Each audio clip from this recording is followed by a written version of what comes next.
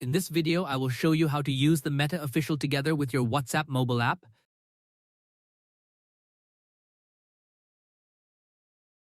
Click on Connect with Facebook.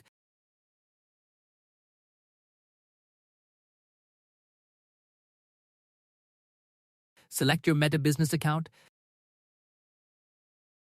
Then choose your WhatsApp business account. Now add your phone number that is already logged into your WhatsApp business.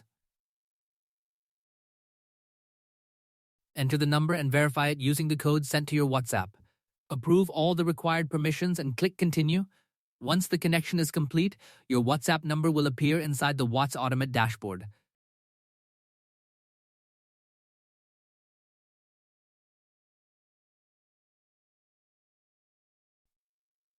Now your Meta Official app and WhatsApp mobile app are working together safely with lower ban risk and better delivery.